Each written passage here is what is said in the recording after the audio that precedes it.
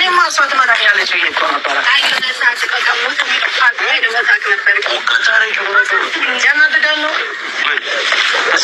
ሰበብ እየፈለጉ ነው። በቃ እኔን ወደ አንቺ ናገር የሚል ነገር ምንም አላወራሽም። ከዛ አይደለም እኔማ ቀየር ልልህ ነበር እኮ ቀየር ልልህ ነበረ።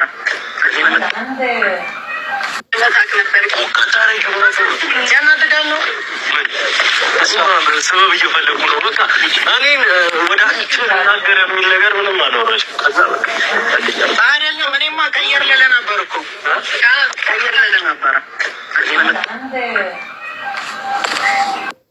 ሰላም ቤተሰብ እንዴት ናችሁ? በያላችሁበት ሰላማችሁ ብዝት ይበልልኝ። ቀድሜ ድምጽ ያስገባሁላችሁ ትናንትና ቤኪ ቤት በተለቀቀው ቪዲዮ መጨረሻ ላይ እንግዲህ እነሱ ኢዲት ሲያደርጉ ሳይቆርጡ ተደብቆ ሚስጥር ወጣ ትላላችሁ። ያው ስራ እንደሆነ እኮ እኛ እናውቃለን፣ ግን ደግሞ ስራ መሆኑን የማያውቁ በጣም ብዙ እህቶች በእነሱ ምክንያት እየተጎዱ እያለቀሱ እየተጣሉ በጣም ብዙ ነገር እየሆኑ ነው ያሉት። እና ስራም ቢሆን ችግር የለውም።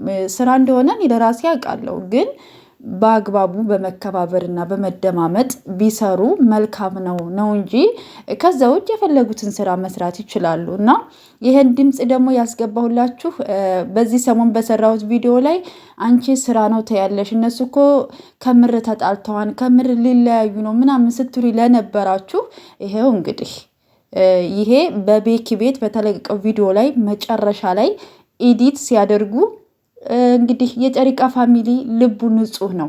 ገባችሁ አይደለ? ይሄ ሁሉ እንባ ሁሉም ነገር እኮ ዋጋ ይከፈለዋል። ታውቃላችሁ አይደለ? ስለዚህ ይሄን እንግዲህ ሰምታችሁ ብዙዎቻችሁ ከምትጨነቁት ነገር እንደምትወጡ ተስፋ አደርጋለሁኝ። ጨሪቃዎች ደግሞ ስራ ነው። እነሱ መቼም አይለያዩም፣ ይታረቃሉ፣ ነገሮች ሁሉ ይስተካከላሉ። ያው እነሱ በተሰጣቸው ካራክተር ነው እየሰሩ ያሉት። ትናንትና እንግዲህ ልጅቷ እዩ እንግዲህ ከነሱ ህይወት እወጣለሁ ብላለች። እንግዲህ ሀይሚም ደግሞ እንደፈለግሽ መተሽ እንደፈለግሽ አትወጭም ብላታለች። እንግዲህ ምናልባት ሀይሚ እንግዲህ ነገሩን ካራዘመችው ሊረዝም ይችላል፣ አይታወቅም። ምናልባት ደግሞ ለበዓልም ዛሬ ታርቀው ተስማምተው ሊመጡ ይችላሉ፣ እሱን አናቅም። በዛም ዝሮ በዛ እህቶቻችን በጣም የምትወዷቸው በጣም የምታከብሯቸው ስላላችሁ ስራ እውነት ነው ብላችሁ ከእንትን ስላላችሁ ማለት ነው። እና ብዙ እህቶች እየተጎዳችሁ ስለሆነ ራሳችሁን እንድትጠብቁ ለማለት ያክል ነው። እና አንዳንድ እህቶችም ደግሞ እውነቱን ሳታውቁ ለመፍረድም ለመሳደብም አትቸኩሉ። ሁሉም ነገር እውነት ይወጣል። እውነቴን ነው የምላችሁ። ትናንትም እንዳልኳችሁ በሰው ላይ መፍረድ በሰው ላይ መናገር ቀላል ነገር ነው፣ ግን ሆኖ መገኘት ግን ከባድ ነገር ነው ብዬ ነው የማስበው። እና ሁላችንም እንግዲህ እነሱ ስራ እየሰሩ ነው፣ ግን እኛ ደግሞ ታውቃላችሁ ከልባችን ስለምንወዳቸው ስለምናከብራቸው እነሱ ሲፋቀሩ ነው ደስ የሚለን እንጂ ተጣልተው ተጨቃጭቀው እንዲመጡ አንፈልግም። ከዛ አንጻር ነው እንጂ ለሌላ ነገር አይደለም። ግን ነገሮች ሁሉ ይስተካከላሉ።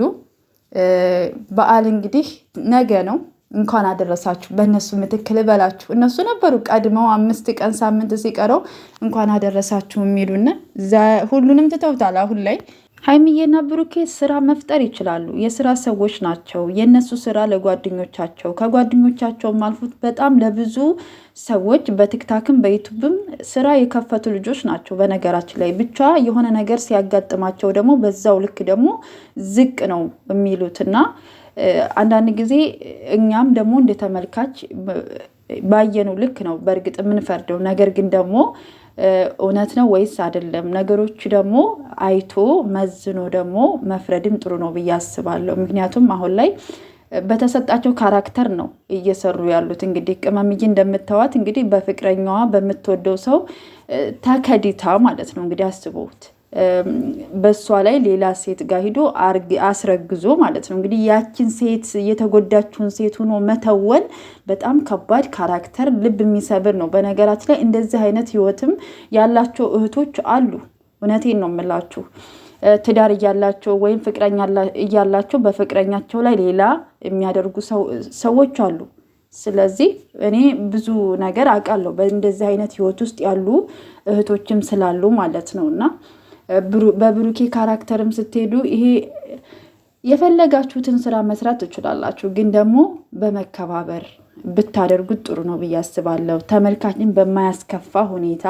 ምክንያቱም ተመልካች እናንተን ስለሚወድ እናንተን ስለሚያከብር የሆነ ነገር ሲያይ በዛ መጥፎ መንገድ እንድትሄዱ አይፈልግም አደለ? ስለምንወዳቸው አደለ? ስለዚህ ለዛ ነው ብሩኬተው ሀይሚታይ እንደዚህ ትክክል አይደለሽም፣ አንተም እንደዚህ ትክክል አይደለህም። ሁሉም በመጣበት መንገድ አንዳንድ ጊዜ አስተያየት መስጠት ጥሩ ነው፣ ግን ደግሞ አስተያየት ሲሰጥ ከስድብ የነጻ የሆነ እንትን ከማለት ከመጥፎ ነገር የነጻ ቢሆን ጥሩ ነው ብዬ አስባለሁ። የሆነ ሰው ጥፋት ሲያጠፋ ወይም ደግሞ እየሄደበት ያለበት መንገድ ትክክል ካልሆነ ከዛ መንገድ የምትመልሱት በመልካም ንግግር እና ነገሮችን በማስተዋል ሆናችሁ እንደዚህ ብታረግ እንደዚህ ነው በማለት ነው ብዬ ነው የማስበው። በሀይሚና በብሩኬ ብቻ ሳይሆን በህይወታችን በጓደኞቻችን አብረን በምንኖራቸውም ሰዎች ሊሆን ይችላል እና የሆነ ጥፋት ሰው ሲያጠፋ ባይሰደብ ጥሩ ነው ብዬ አስባለሁ። ከዛ ጥፋቱ እንዲታረም መምከርን የመሰለ ነገር የለም ብዬ አስባለሁ። እና ውድ እህቶቼ በዛም ሆነ ብቻ እናንተ እንዳትጨነቁ፣ እንዳታስቡ፣ ራሳችሁን ጠብቁ። እነሱ ስራ ነው የሚሰሩት። እንግዲህ የነገውን ደግሞ ፈጣሪ ያውቃል። ግን በዚህ አጋጣሚ ግን በቃ ሀይሚና ብሩኬ ስራ ሲጀምሩ ውበት ነው የሚፈሰው ነው የምላቸው። በቃ እንዴት ብለው በቃ ያችን ካራክተሯን ሴት ነው እምር ድምቅ ፍክት ብላ ነው እሷ የምትሰራው፣ እሱም እምር ድምቅ ብሎ ነው የሚሰራው። በቃ ፏኑ ነው የምላቸው። እና ውድ ቤተሰቦቼ በያላችሁበት ሰላማችሁ ብዝት ይበልልኝ። መልካም ጊዜ